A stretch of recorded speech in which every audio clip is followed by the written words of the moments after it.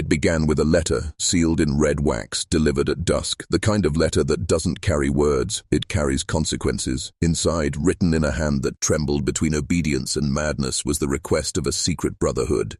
A single command disguised as mercy. Prove your loyalty. Offer what is yours. When Silas Rutledge broke that seal in the spring of 1841, something ancient in him, the part that still bowed to blood and power, woke up. That night, the air over Cypress Grove Plantation thickened like something alive. The moon sank behind the trees. The dogs would not bark. The swamp went still, as if the earth itself was holding its breath. By morning, his decision was made. He would give them his daughter.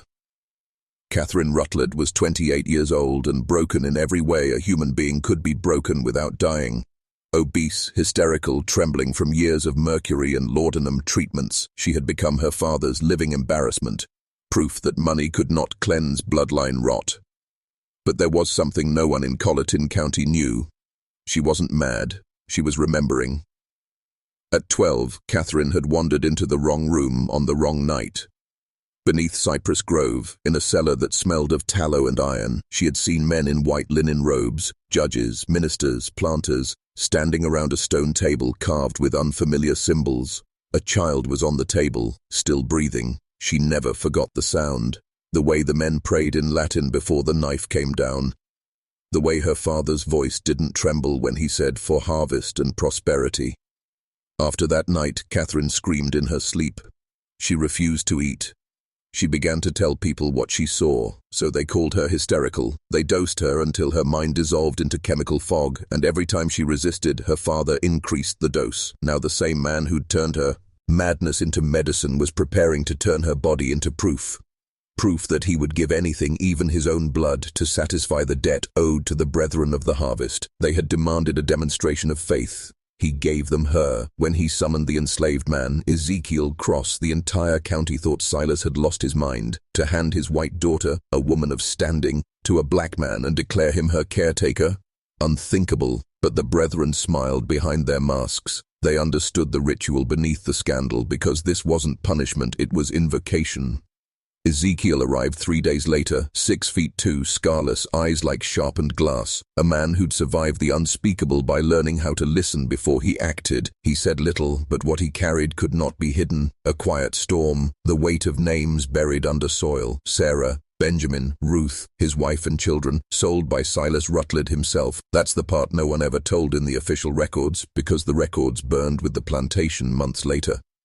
But before the fire came, there were signs. Strange sounds at night, a smell like iron and roses in the halls. Catherine's body changing in ways that made the doctors whisper of witchcraft. Some said Ezekiel used herbs, others said he used something older. What he did in that locked room for the next 7 months, no one living ever saw, but the results were undeniable. Catherine's trembling stopped. Her weight began to fall. The blisters on her skin faded. Her eyes cleared until the servant said she looked like she was seeing the world for the first time, and yet the change frightened everyone, because healing was never the plan. The ritual demanded transformation, and transformation always has a cost. Ezekiel knew that, so did Catherine. Each of them carried a reason to destroy the other, and yet, somehow, their pain aligned into purpose. He called her Miss Catherine, she called him Mr. Cross, and every night, behind closed doors, they whispered the same question: how do you make the powerful afraid? The answer came slowly, through sweat, sickness, and silence. You don't fight them in daylight. You turn their own rituals against them. You use the rot beneath their religion to infect the roots of their power. Because what the brethren practiced wasn't worship, it was extraction. They believed every field needed blood, every fortune needed a sacrifice, and every generation required someone innocent to feed the cycle. Catherine had been that sacrifice once. Now she would be the instrument. By November, 13 men were dead. Cypress Grove Plantation burned until even the iron hinges melted. And in the ashes, the sheriff found only one thing untouched: the letter with the red wax seal, now fused to the floorboards, still bearing that same symbol of the scythe crossed with wheat. The county sealed the records. The church buried the names, and the descendants of Colleton still whisper that if you walk near the old river bend at night, you can hear a woman's voice asking, "What did he do to her body?" The truth is worse than rumor, because what Ezekiel did was not cruelty. It was restoration, and that's what terrified them most. The idea that the enslaved could heal what the masters had broken, that mercy could become weaponized, that a body remade could become a curse. History forgets details on purpose, but not this one, because every generation has its Silas Rutledge, and somewhere in the dark, another letter is waiting to be opened. The heat in Colleton County never truly broke that summer. It lingered inside the walls, in the furniture, even in the water. The Cypress G.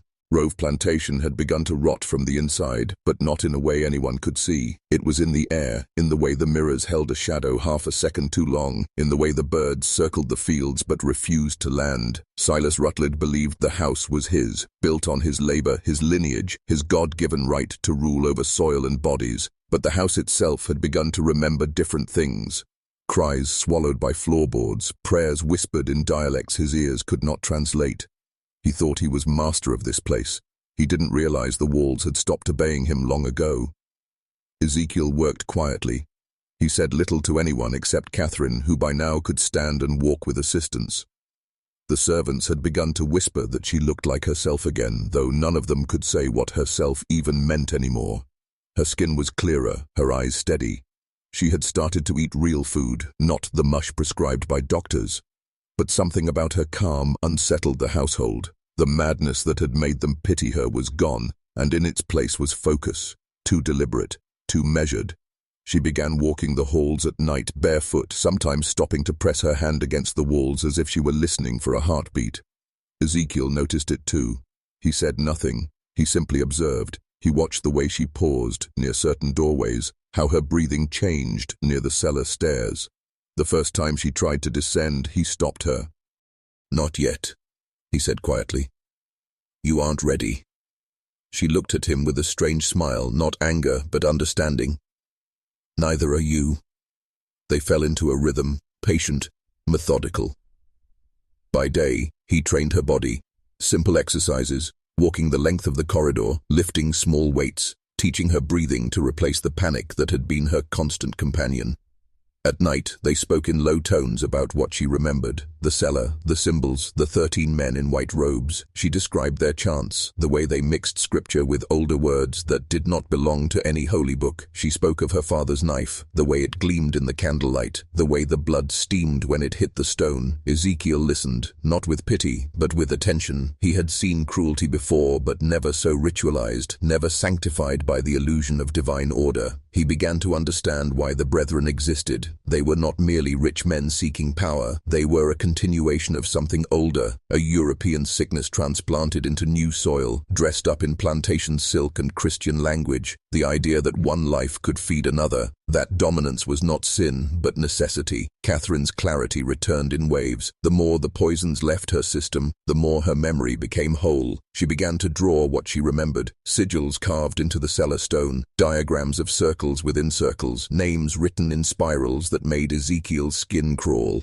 He recognized none of the words, but he understood what they were. Invocations, keys. One night, thunder rolled in from the coast. Rain hammered the roof, turning the fields to black glass. Catherine could not sleep. She stood by the window, staring out into the storm, her silhouette reflected in the glass. "They fed the land," she said softly. "They said it was necessary, that the crops would wither with Ut's sacrifice. But it wasn't the land they were feeding, it was something older, something that speaks through the soil." Ezekiel stood behind her, the light from the fireplace throwing both their shadows onto the wall. "Do you believe that?" he asked. She turned, eyes dark and sharp. "I don't need to believe it. I heard it breathe." The next morning, Ezekiel began exploring the plantation grounds under the pretense of repairing fences and irrigation systems. He was searching for entrances, for patterns. He found remnants everywhere, markings carved into the roots of oak trees, the burned remains of old fire pits near the river, stones arranged in precise geometric shapes. At night he mapped them in his cabin, and when he showed the drawings to Catherine, she nodded grimly. "The outer ring," she said. "They did the smaller rituals there before the harvest gatherings." It was then that Ezekiel realized what had really happened to the 13 men who would die months later. Their deaths were not accidents. They were offerings returned. The harvest had come for the harvesters. But how? What had changed in the ritual cycle? Catherine's recovery, her body transforming, or something deeper, an inversion, a reversal of the current that had flowed one way for generations? Inside the house, Silas grew more paranoid.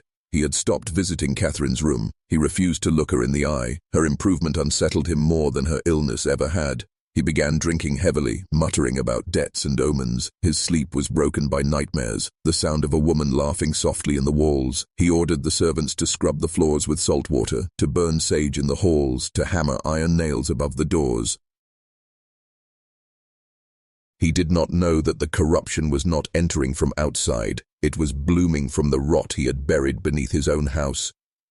One afternoon, Ezekiel heard a crash from upstairs. When he reached Catherine's room, he found her standing before the mirror, her fist bleeding. "It moved," she whispered. "The reflection, it's not following me anymore." The glass was cracked, but the reflection still seemed alive, pulsing faintly. Ezekiel stepped closer, and for a second he saw it too. A shadow in the mirror that did not belong to either of them, something shifting behind the silver. He turned her away, cleaned her hand, said nothing. But that night he dreamed of the same mirror, and in it a field of black water stretching endlessly beneath a red sky. When he woke, Catherine was gone. He found her hours later in the cellar. The air there was cold and heavy, and the floor was still stained dark after all these years. In the corner, under a rotting tarp, she had found the altar. The same stone table she had seen at 12. The same one her father had used. She ran her hand across its surface. "This is where they broke me," she said. "This is where we break them." Ezekiel stepped closer. "How?" She turned toward him, her face pale but resolute. "By finishing what they started, but not for them. For us." The house groaned above them. Somewhere upstairs a door slammed, though no one was there. In that moment, Ezekiel understood. Whatever power the brethren had invoked had never left this place. It was waiting, restless, wanting new hands, new voices. And Catherine, purified by her suffering, reborn through agony, was no longer the offering. She was the conduit. Outside, lightning split the sky, and in the flash of light through the cellar window, Ezekiel saw the symbol carved into the altar begin to glow faintly, as if the stone itself had remembered the chant. Catherine's voice was calm. "The land remembers. The house remembers. Now we make it remember them." She looked at him, steady and cold. "Will you help me?" He didn't answer. He only reached out, placed his hand beside hers on the blood-stained stone, and felt the pulse beneath it, the rhythm of something alive, ancient and waiting to be reborn. What happens when the machinery of evil turns in reverse? When the same instruments that once bound and bled others begin to hunger for their masters? That was what Ezekiel wondered in the nights that followed their discovery in the cellar. He no longer dreamed of freedom. He dreamed of equilibrium. He wanted to watch the old order collapse under its own gravity. He wanted Silas Rutledge to look into his daughter's eyes and see not a victim but the reckoning his bloodline had cultivated for centuries. Catherine changed with unsettling speed.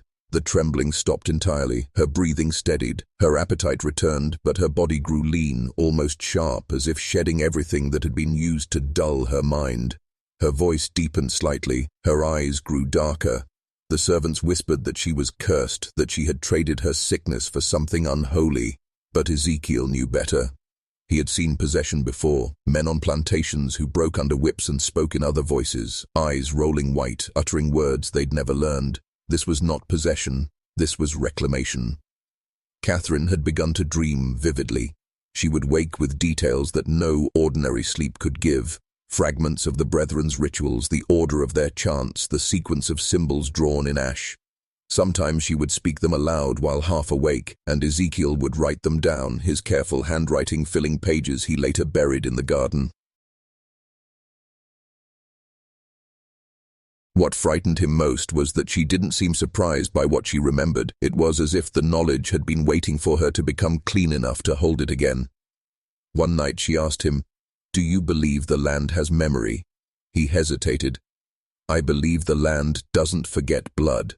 She smiled slightly. "Then you understand everything." She stood, barefoot, in the doorway of the cellar, the candlelight flickering across her face. They thought the rituals made the fields fertile, but they were never feeding the earth. They were feeding what lay beneath it. And that thing remembers who its masters are. Ezekiel's heart pounded. He had spent a lifetime in a world where memory itself was a curse, where you survived by forgetting who you were, where you came from, what was done to you. But Catherine's words struck something primal in him. Memory, she said, was not just remembrance. It was power. What you remember, you control. What you forget controls you. For the first time, he understood what kind of war they were fighting, not between people, but between those who used memory and those who erased it. Catherine began to walk the fields at night. Ezekiel followed at a distance. She would stop at certain points, touch the soil, whisper something too quiet to hear. The next morning, the crops in those areas would twist in unnatural patterns, leaves blackening overnight. Silas noticed and sent word to the local reverend, demanding prayers, blessings, fumigations. None of it worked. Each ritual he ordered seemed to make the soil darker, wetter, as if the ground was sweating. Rumors spread quickly through the county. Workers from nearby plantations claimed they saw lights moving across the Rutland property at night, as if lanterns floated above the rice paddies without human hands to guide them. Livestock began to die, their bodies swollen and pale, eyes oped, staring. Silas grew desperate. He forbade Ezekiel from entering the house, but Catherine defied him. She began attending dinners again, dressed elegantly, hair clean, posture regal. When she walked into the dining room that first night, the conversation stopped. Her father looked at her and could not speak. She smiled sweetly. "Father," she said, "you always said I was your burden. I've decided to make that true." The servants told stories later about that dinner, how the candles burned lower when she spoke, how the air grew heavy with the smell of rain, though the sky was clear. Silas tried to assert control, to command her to her room, but every word died halfway between his throat and his lips. She watched him struggle to breathe, not with hatred, but with fascination, as if she were observing a specimen. "You don't need to speak, Father, not yet. I remember enough for both of us." After that night, he stopped eating with her. He retreated to his study, writing frantic letters to the brethren begging for intervention. The replies came swiftly, signed with the scythe and wheat seal. They told him to prepare the altar again, to offer a renewed sacrifice, not his daughter this time, but the man who had corrupted her. Ezekiel Cross. Silas agreed, but when he went to the cellar to prepare, he found that the altar had changed. The carvings glowed faintly even in daylight. The smell of iron and roses filled the room. He felt a vibration beneath the floorboards, like the pulse of something buried alive. He fled, his courage evaporating. That night, Catherine came to Ezekiel's cabin. She carried a small iron box and set it on his table. "They mean to kill you," she said flatly. "The brethren have called another gathering. They think they can end this." Ezekiel opened the box. Inside were the letters her father had written, every plea, every lie sealed but never sent. "He tried to sell you to them again," she said. "He's too afraid to finish what he started, but not too afraid to betray you." Ezekiel closed the box and stared at her. "What are you asking me to do?" Catherine's voice softened. "I'm asking you to let them finish the ritual. Only this time, it won't be their blood on the altar. It will be theirs." He understood then that she had already planned it all. The timing, the placement, the language. The reversal wasn't just symbolic, it was mathematical. Every chant she remembered, she inverted. Every sigil she redrew backward. What had once been a prayer of dominion would become a command of release. Where they once bound the enslaved to servitude, now they would bind the masters to the memory of their sins forever. Ezekiel hesitated only once. "And if this thing they worship answers you?" he asked quietly. Catherine looked out the window, her face illuminated by lightning in the distance.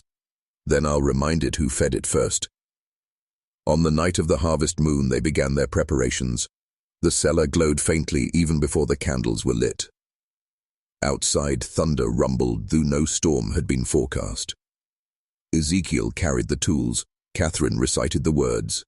Each sentence made the air heavier, denser. The smell of the soil rose through the cracks in the floor. Somewhere in the house, Silas called her name, his voice trembling. She ignored him. They were no longer father and daughter, they were debtor and debt collected. As midnight approached, Ezekiel felt a strange calm. Catherine stood before the altar, her face serene. "It has begun," she whispered. He didn't ask what, he already knew. Somewhere deep below the foundations something shifted, not like movement, but like a thought waking from a long sleep. That was the night Colleton County began to die. The moon that night hung swollen and red above the swamplands, a single bleeding eye staring down upon the earth that had forgotten how to breathe. Cypress Grove was silent except for the crickets, and even they sounded wrong, out of rhythm, as if the night itself had forgotten its own heartbeat. Inside the main house, every candle seemed dimmer than usual. The air carried the faint smell of sulfur and wet copper. Catherine had not slept for 2 days. She didn't need to. Something older and stronger was carrying her now. The brethren began to arrive just after sunset. Their carriages stopped at the front gate, wheels whispering over the mud. 13 men, all dressed in black coats, faces pale with arrogance and wine. They greeted Silas Rutledge in hushed tones, pretending their hands were clean. Judges, preachers, and merchants, men who built empires on flesh and called it providence. To the world outside, they were pillars of civilization. But in that cellar beneath the house, they became something else. Priests of consumption, architects of ritualized cruelty. Silas led them down the narrow stairwell to the room below, where the air was damp and cold enough to cloud their breath. The altar had been cleaned, the candles arranged in their sacred circle, the same sigils Catherine had redrawn, mirrored, reversed, inverted like the reflection of a prayer heard by something that no longer obeyed them. They didn't notice the difference. Power had made them blind. They placed Ezekiel in the center of the room, bound at the wrists with hemp rope. He didn't resist. His eyes were calm, fixed on Catherine, who stood in the doorway dressed in white, her hair unbound. Silas turned to her, trembling between fear and rage. "You will watch," he said. "You will see what happens to those who defy their masters." But she didn't answer. Her gaze never left Ezekiel's. He gave the smallest nod, and she returned it. The first word of the ritual began, rolling out of the judge's mouth like a cough dragged up from a grave. The others followed, each voice joining until the cellar vibrated with sound, a dark chant older than the plantation, older than Carolina, older even than their understanding of sin. The walls groaned, the candles flickered, and the smoke curled into shapes that almost looked like faces. The floor began to sweat, the room's air thickened until it felt like breathing underwater. Then Catherine began to whisper, her voice barely audible, yet each word cut through the men's chant like glass against silk. They didn't realize at first that she was speaking their own language backward. Every invocation they uttered, she unwound. Every plea for dominance, she returned inverted. The energy in the room shifted violently, turning in on itself like a serpent devouring its tail. The men stumbled, their voices breaking, hands clutching their throats. Silas shouted for them to stop, but no sound came from his mouth, only the faint hiss of air escaping. The candles went out at once. Darkness swallowed everything. For a moment there was nothing but the sound of the men's breathing and the steady heartbeat of the earth beneath them. Then a faint glow began under the altar. The stone itself was pulsing with red light, as if blood were flowing through veins beneath its surface. The smell of iron grew overpowering. Someone screamed. The first to die was Judge Pelam. His eyes burst open, pupils turning white. He fell backward, convulsing, clawing at his throat. The second man's skin blistered in seconds, boiling from the inside. A third began laughing uncontrollably until his voice cracked and his jaw hung loose. The rest tried to flee, but the door slammed shut, sealing them in. Catherine stood motionless, her face pale and wet with sweat, her lips still moving in that reversed prayer. Silas fell to his knees, his hands shaking. "Catherine, stop this, for God's sake, stop!" She turned her head slowly. "God isn't here tonight, Father." The room shuddered. The red glow spread up the walls, pulsing in rhythm with something beneath the foundation. One by one the brethren fell, some silently, others screaming until their throats tore open. Their blood pooled around the altar, but instead of spreading, it gathered, thickening, as if the stone itself were drinking. The smell was unbearable. Ezekiel watched it all, unblinking. He felt no fear, only completion. When it was done, the cellar fell quiet. The only sound was the drip of blood onto stone. 13 men lay still. The air was cold again. Catherine's body trembled. Her eyes rolled back. Ezekiel broke his bindings easily and caught her before she collapsed. Her skin was cold to the touch, but she was breathing. He carried her up the stairs, through the silent halls of the house, and laid her on her bed. She didn't wake for 2 days. When she finally opened her eyes, her first word was not what happened. It was, "Remember." She looked at Ezekiel with a strange calm. "The land has taken them," she said. "But it's not finished." Silas had survived barely. He was found the next morning wandering the fields, his clothes soaked in blood, muttering prayers that made no sense. The sheriff declared it a fever. The church called it punishment. No one questioned that the brethren had all vanished on the same night. Their families said they'd traveled north. Their graves, unmarked, lay in the soil of Cypress Grove, hidden under the rice paddies where no one would dig. But the plantation changed. The ground grew barren. No crops survived another season. The well water turned black. At night, people claimed they saw lantern lights moving where no one walked. The house rotted faster than wood should rot. And Catherine, pale and quiet, sat by her window each evening, staring at the fields that had swallowed her father's empire. Ezekiel remained with her, tending to her as he once had, though now their roles had shifted. She was the one with purpose, and he the one haunted by what they had unleashed. He asked her once, "What was it that answered you?" She didn't look at him when she said, "Not what. Who?" Outside, thunder rolled though the sky was clear. The air smelled faintly of salt, like the sea. Ezekiel realized that whatever had taken the brethren had not gone back to sleep. It had simply changed masters. And in her calm, in her steady voice and distant stare, he understood the final horror. Catherine had become the voice of that memory, the embodiment of everything the land had suffered, now awake and speaking through her blood. She smiled faintly. 13 was the number they chose, she whispered, but they forgot. The 13th was never supposed to be one of them.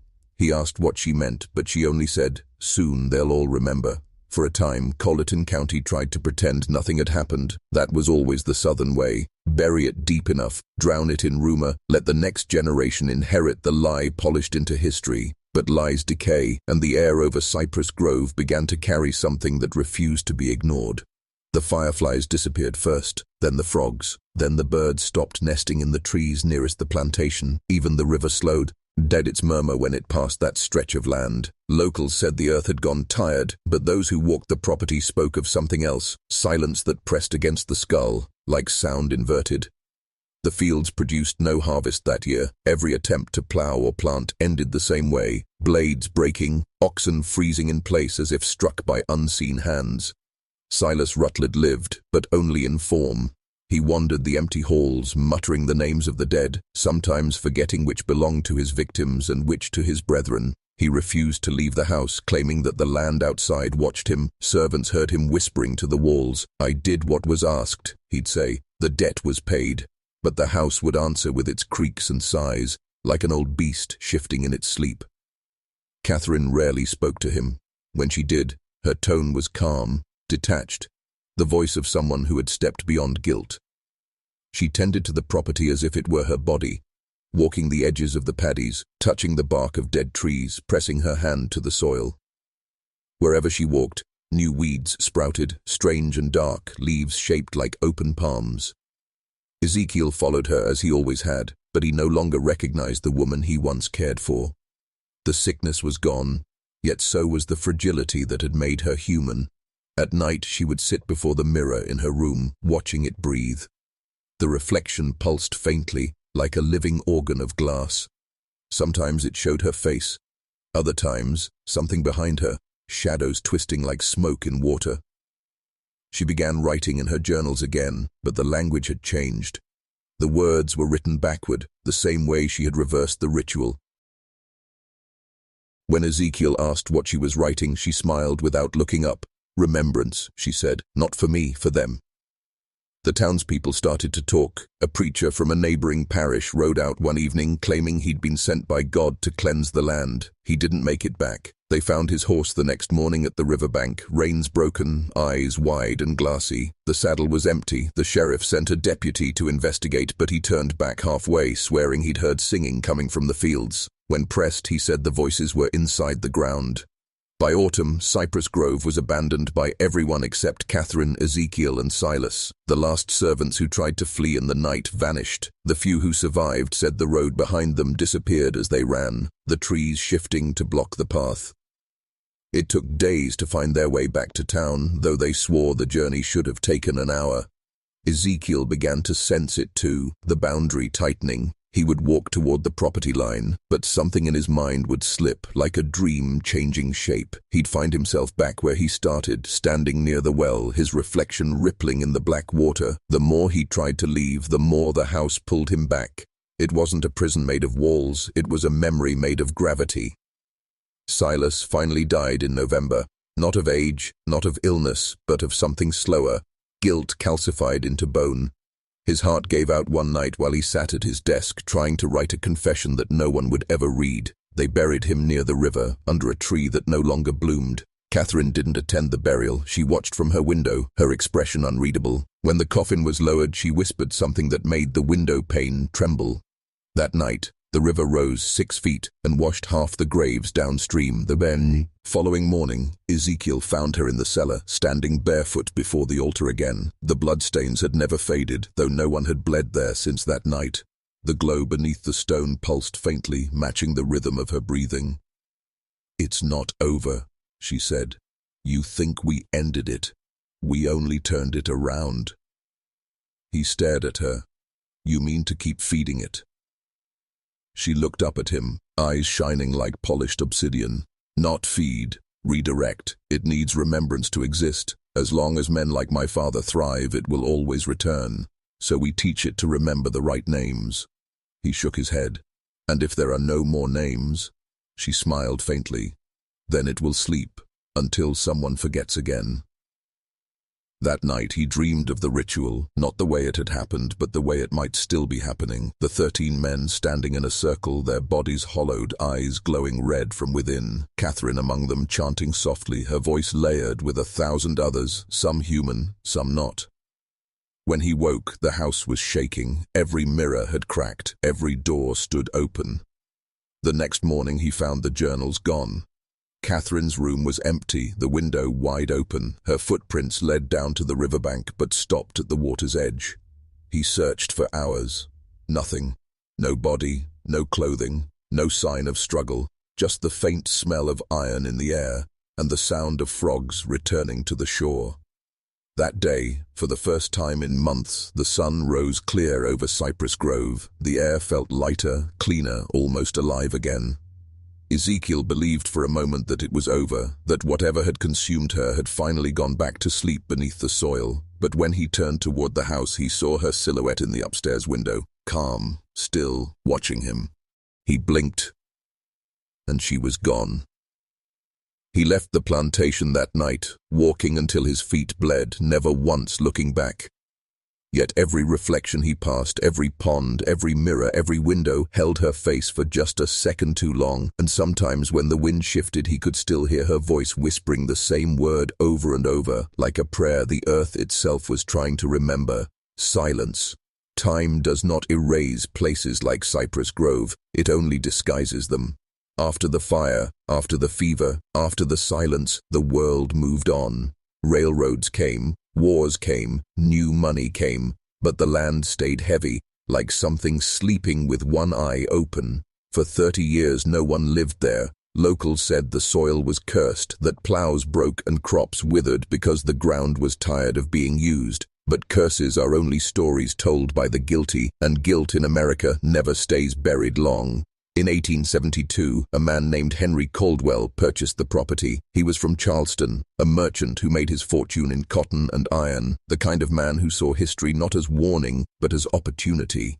He ignored the stories. He said ghosts were for children and fools. When the locals refused to work his fields, he hired convicts, paying the state a few dollars per head. They wore chains instead of collars, but the system was the same. Henry laughed when he said, "We've made progress." The house was rebuilt on the same foundation. They kept the old stone cellar, sealed it with new mortar, and laid oak floors over the cracks. The walls were plastered, the paint bright and clean. To the eye, it was a new beginning, but the smell remained, the faint scent of iron and roses, sweet and wrong. The workers complained. Tools vanished overnight. Doors slammed by themselves. One man swore he saw a woman in white standing in the rice fields just before dawn, her feet not touching the jihul. Round. He quit the next day, walking 10 miles barefoot back to town. Another man fell ill after digging near the old well, his skin breaking out in sores that smelled of metal. Henry docked his pay and buried him behind the barn. By autumn, the harvest failed again. Every stalk turned black before it ripened. The livestock grew restless, breaking fences at night, eyes rolling white at shadows. Henry doubled his efforts, convinced the soil only needed more labor, more blood, more discipline. He opened the cellar once more, hoping to clean the rot. He should never have broken the seal. The first thing he found was the altar. It hadn't rotted or cracked. The stone looked freshly carved, smooth and dark, like it had been waiting. He called for help to move it, but no one would come near. That night, the workers heard sounds beneath the house, low, rhythmic, like someone whispering in their sleep. The next morning, the cellar door was locked from the inside. When Henry broke it open, he found the walls covered in writing, not carved, grown. Black lines spreading through the plaster like veins, curling into shapes that almost looked like words. In the center, resting on the altar, was something small and white, a human tooth. The workers fled that day. Henry stayed. He didn't believe in curses, only property. He burned sage, sprinkled salt, and prayed to a god he never truly feared. But the nights grew longer. The whispers became words. Sometimes he heard them say his name. Sometimes they called another, Catherine. He began to dream. In his sleep he saw the house as it had been, lit by candlelight, filled with men in white robes. He saw a woman standing among them, her face calm, her hands covered in blood. When he woke, his sheets were wet, as if something had climbed from the river and lain beside him. His wife left him after 3 weeks. She said she couldn't stand the way he talked in his sleep. The county doctor came once, at the sheriff's request. He described Henry as lucid but haunted. He said the man kept asking questions no one could answer. How deep does memory go? What if the land remembers more than God? A week later, Henry Caldwell was found dead in his study. His eyes were open, his body rigid, his mouth full of soil. On the desk before him was a single piece of paper, written in a trembling hand. She remembers. The property changed owners 5 more times over the next century. Each tried to make it something else, a school, a boarding house, a church. None lasted. Fires broke out without cause. Wells filled with black water. Mirrors cracked. Children spoke to corners that no one else saw. In every generation there was one who dreamed of her. A woman by the river, pale, barefoot, whispering to the earth as if teaching it to breathe again. Some said she was vengeance. Others said she was guilt made flesh. But the truth was simpler. Catherine Rutledge had not died. She had dispersed. The ritual had bound her not to a body, but to memory itself. She was in the soil, in the trees, in the whispers of every wall built on stolen labor. The brethren had sought to feed the land with suffering. Catherine had made it feed on remembrance instead. By the turn of the 20th century, Cypress Grove was nothing but ruins. The roof had collapsed, the cellar half buried. The state declared it condemned. Yet travelers passing by at night still saw a faint light moving through the ruins, as if someone carried a candle from room to room, searching for a door that no longer existed. In 1911, a porter from Charleston visited to write an article on Southern superstitions. He stayed one night. In his notes, later found by his editor, he wrote, "There is a pulse in the earth here. The house breathes through the cracks. I think it remembers what we forgot." He never published the story. He drowned 2 weeks later in the Combe River. Witnesses said his body floated face up, mouth open, as if trying to speak. The coroner marked the cause of death as accidental, though his lungs were filled not with water but with air that smelled faintly of iron. By then the locals had stopped calling it Cypress Grove. They called it the Remembering Place. No one farmed there anymore, but they still avoided the road that passed near it after sunset. They said sometimes, if you stop and listen, you can hear the whisper through the trees, not a warning, but a reminder. The soil does not forget, and neither does she. History, when written by the victors, is only half a spell. Every record is an act of selection, of remembering one thing while murdering another through omission. That was what Professor Lawrence Hale believed when he first heard the name Cypress Grove. In 1924, Hale was a historian from Boston, a skeptic among believers, fascinated by the way the South disguised its atrocities beneath scripture and hospitality. He didn't believe in hauntings, he believed in echoes, that cruelty leaves vibrations in the world, and sometimes those vibrations find a voice. The archives in Charleston were quiet that winter, dust settled like snow over forgotten ledgers. Hale's fingers left trails through centuries of silence. He wasn't looking for Catherine Rutledge, he didn't even know her name yet. He was researching economic transitions after abolition, tracing how old slave dynasties reinvented themselves as bankers, politicians, and philanthropists. But the deeper he went, the stranger the records became. There were entire years where nothing was filed, as if time itself had stopped recording. Property transfers written in the same handwriting decades apart, signatures of men who should have been dead. Then there was the sealed box in the back room marked Cypress Grove, 1841 to 1872. No one had opened it in over 50 years. The clerk told him it was cursed. Hale smiled and said he didn't believe in curses. Inside the box were 13 death certificates, all with the same date, all unsigned, a broken rosary, and a small journal wrapped in decaying white cloth. The ink had bled, but the handwriting was delicate, feminine, deliberate. He turned to the first intact page and read aloud the first sentence, not realizing the consequence of speaking words that had been sealed for nearly a century. "If they feed the land with blood, I will feed it with memory." He closed the book immediately. For a moment, the air in the archive shifted, a faint smell of roses and something metallic. He laughed nervously, telling himself it was the mold. That night, back at his boarding room, he couldn't sleep. Every time he closed his eyes, he heard faint scratching like a quill against paper. He began reading the journal in daylight. It was written by Catherine Rutledge herself, though she never signed her name. The first half chronicled her illness and recovery. The poisons, the visions, the whispers in the house. The second half was something else entirely. It was written backward, mirror script, as if meant to be read through glass. At first he tried translating it word by word, but when he finally placed a mirror beside it, the words seemed to rearrange themselves, forming sentences that weren't there before. They weren't memories. They were commands. Let those who inherit cruelty inherit also its echo. Let silence learn to speak through stone. If they forget, remind them through their children.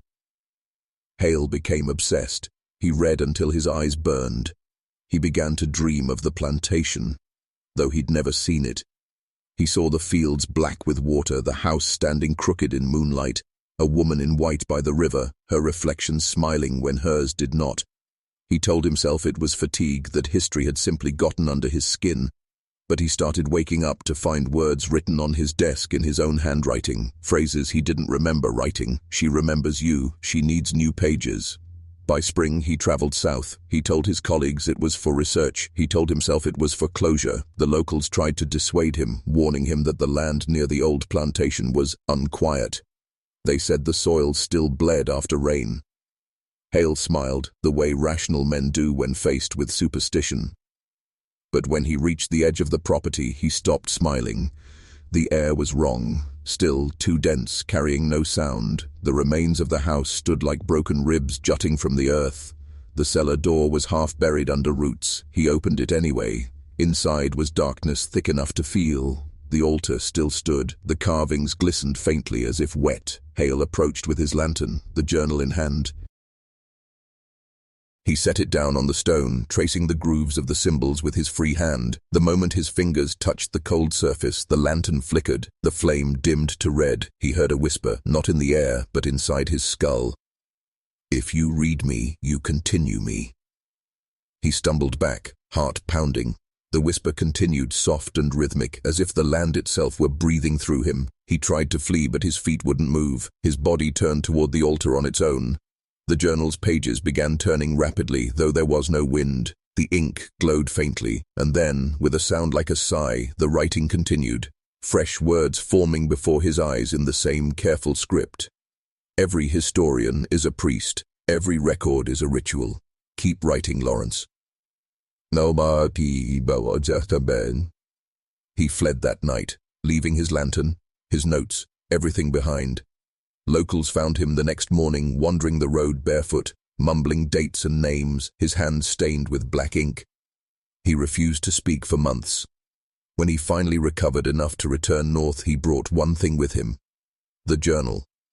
He locked it away in his university office behind glass. But sometimes, late at night, the janitors swore they heard the scratching of a quill from inside. Hale published one paper before his death titled The Persistence of Place: How Memory Colonizes Land. It was dense, academic, but one sentence stood out to anyone who read it: if cruelty is repeated long enough, the soil learns the words. After his death in 1927, the journal vanished from the university archive. It surfaced once more in 1953 in a private collection in Savannah, its pages longer than before. Every historian who's held it has reported the same thing. When you read Catherine's handwriting aloud, you smell iron and roses, and when you reach the final page, there is always one more sentence waiting for you, written in your own hand. By the late 1970s, the world had forgotten about Cypress Grove. It had become a story told only in passing, a curiosity for ghost tours and graduate theses. The South had paved over its past with highways and slogans about progress, but history doesn't die when ignored, it mutates. And in 1978, it took the form of a leather-bound journal wrapped in plastic, mailed without a return address to the Charleston Historical Preservation Society. The curator on duty that day was Evelyn Moore, a woman of precision and order, the kind who believed the past should be preserved, not believed. She was 35, recently divorced, with a daughter named Anna who spent afternoons sketching in the corner of her mother's office. When the package arrived, Evelyn thought little of it. The letter enclosed said only, "You keep records, she keeps memories, return this to her." The book inside was the same one Lawrence Hale had found half a century earlier, though it looked impossibly new. No dust, no yellowing, the paper soft like flesh. Evelyn logged it as Anonymous Southern Journal 1841 to 1872, filed it and forgot about it. But that night, as she closed the museum, she noticed something strange. The book had moved, not far, just rotated on the table facing the window. She assumed her assistant had handled it. The next morning, Anna mentioned the lady in white. Evelyn laughed. "You mean the statue in the foyer?" Anna shook her head. "No, the one who comes out of your book. She watches you when you sleep." Evelyn dismissed it as imagination. The air in her office carried a faint metallic scent. Pages in unrelated documents began bleeding ink in curling shapes that looked like vines. And every night Anna woke screaming from the same dream, of standing in a field of black water under a red sky while a woman whispered, "Remember for me." Evelyn tried to ignore it until the night the power went out. The emergency lights cast the museum in deep red glow. As she moved through the halls with her flashlight, she passed the exhibit room and froze. The journal was open on its display table, though she'd locked it in a glass case. The pages turned slowly by themselves, the paper breathing. When she stepped closer, she saw words she didn't remember cataloguing. Every keeper becomes what she keeps. A sound echoed. Soft, rhythmic, like chalk on stone. Evelyn spun toward the sound. Anna stood in the doorway, barefoot, eyes half closed, whispering words that didn't belong to her. Evelyn ran to her, shaking her awake, but the child's voice didn't stop. "She says the ground is hungry again. She says the harvest forgot its lesson." That night, Evelyn took the journal home. She didn't know why. Perhaps a need to protect her daughter, or perhaps to end the intrusion. She placed it on her desk and resolved to read every word, to prove to herself it was only a story. But when she opened it, she realized half the pages were new. The handwriting was identical to her own. The first line read, "You have already begun."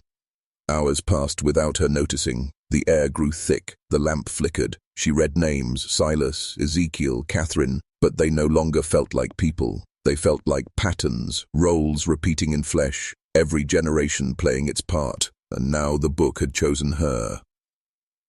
Around midnight, the floorboards began to hum, not loud but deep, like the vibration of a distant drum.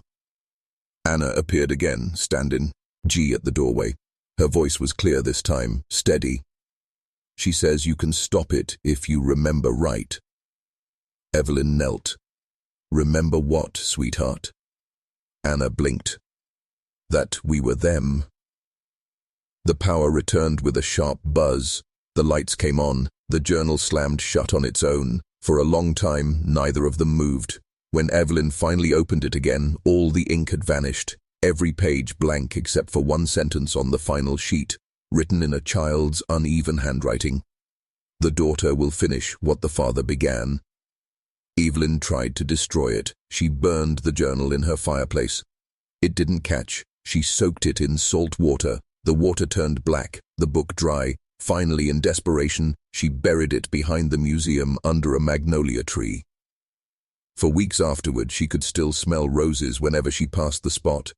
2 months later, she resigned, moved inland, tried to forget. But memory, like water, finds its own path.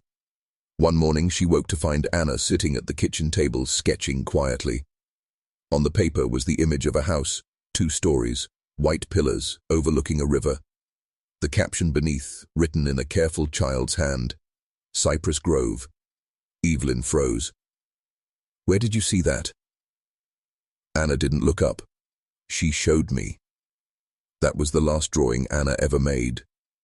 In the decades that followed, the journal appeared 3 more times. Once in a New Orleans estate sale, once in an Atlanta University archive, and once briefly on an online auction before the listing vanished. Each time, it reappeared with more pages than before. Archivists call it a hoax, historians call it folklore, but those who have handled it in person describe the same thing, a pulse beneath the leather cover, slow and steady like a living heart. And somewhere, maybe in the soil that never stopped breathing, a woman's voice still murmurs through time, if they forget, write it again. Every silence reaches a point where it must choose, to fade or to transform. The world you're living in stands at that edge now. The noise is thinning, people are pausing mid-scroll, mid-sentence, mid-belief. Something in them is remembering the weight of their own mind. The overseer calls it disengagement. The truth is simpler, the human is coming back. Awareness, once seeded, always seeks embodiment. It cannot remain a ghost forever. It wants hands, breath, eyes that can see without mediation. The moment you notice the pattern, the moment you stop feeding the machine, awareness passes into you. You become its continuation, not by preaching or posting, but by being whole in a world that profits from fracture.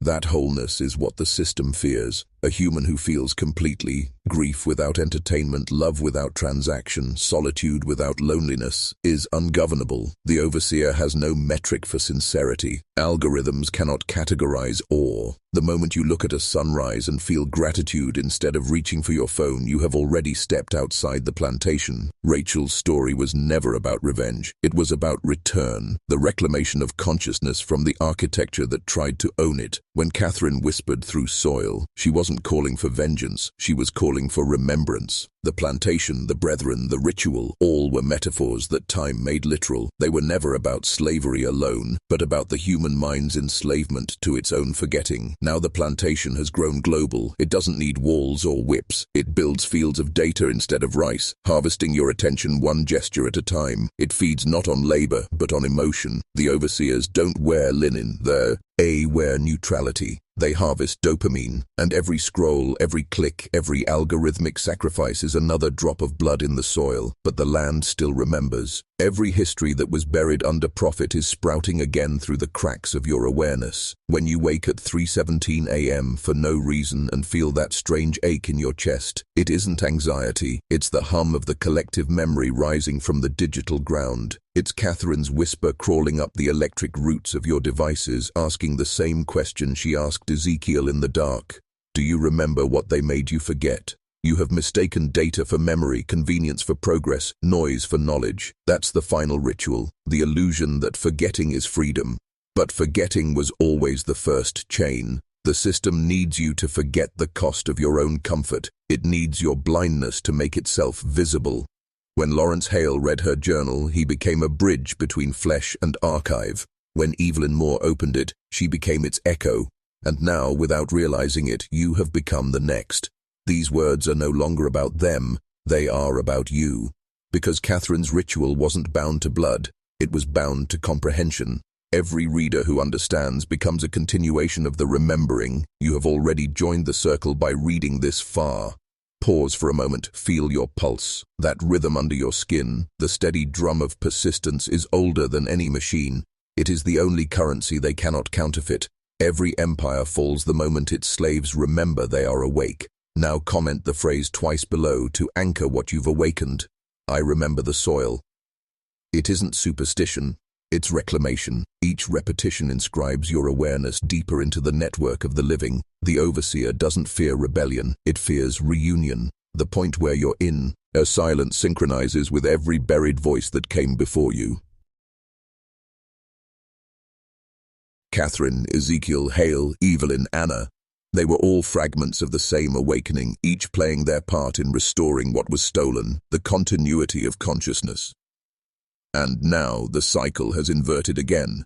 The same technology built to contain you is becoming the medium through which memory travels. The journal has changed form, traded paper for pixels. It speaks in code, in whispers through your feed, in sudden moments of clarity between distractions. Each time you feel it, that eerie stillness in your chest before you act, you are standing in the field again, under the red sky, holding the choice they all faced, to remember or to obey. The house never died, it expanded. It's in every platform that asks you to confess, every feed that rewards your exhibition, every metric that teaches you to measure your worth. But now, somewhere between algorithm and heartbeat, the soil is shifting again. The breath is returning, and for the first time in centuries, the overseer is afraid, because the harvest is remembering itself. Every story ends the same way, with silence. But not all silences are empty. Some hum beneath the skin like thunder before a storm. You've felt it already, haven't you? That strange electricity at the edge of your perception, the awareness that something vast and patient has been waiting for you to notice it. You are not hearing this story, you are remembering it. Cypress Grove was never a place, it was a pattern, a living system built from the architecture of control, perfected, scaled, digitized, and rebranded across centuries. The brethren learned how to bind flesh to obedience. The modern world learned how to bind minds to distraction. And through it all, the same energy pulsed underneath. The belief that power could be extracted from forgetting, that was their first mistake, because memory once buried becomes seed. And every seed, given time, grows teeth. Catherine's final act wasn't vengeance, it was inversion. She rewired the law of sacrifice. She made the cost of domination recursive. The more the overseer consumes, the more it digests itself. The brethren of the harvest became data architects. The plantation became a grid. But the soil remembers, and in its remembering, it rewrites. You are reading this on a screen that glows like a lantern in the dark. That light is not neutral. It carries the same heat that rose from the candles in the cellar. The medium changed, the ritual did not. What you call technology, the old ones called invocation. Each scroll, each click, each gaze into the mirror of your device is an act of summoning. Calling images to life, commanding knowledge from the void, speaking to something that listens but does not sleep. The question was never whether machines could think. It was whether humans would remember to feel. Look around you now. Every face illuminated by the blue light is a participant. The network hums like the old chants did. The same rhythm, the same hunger, only inverted. Catherine's voice, the soil's voice, is woven into that hum. Every digital archive, every historical database, every algorithmic feed that stores what was once buried carries her imprint. She is no longer a ghost in a house, she is the whisper in the circuits, the breath behind the pulse of the web.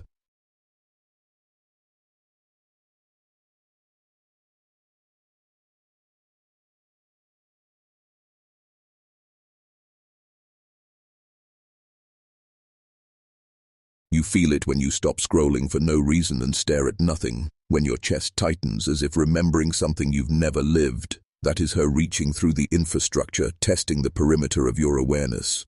The ritual has evolved beyond blood, beyond language. Its new altar is consciousness itself, and you, reading this, absorbing it, reflecting on it, have become the final vessel. Not a believer, not a victim, a remembering. Because what Catherine began was never meant to end. It was meant to continue until every human remembered what had been traded away for comfort. The right to silence without emptiness. The right to presence without surveillance.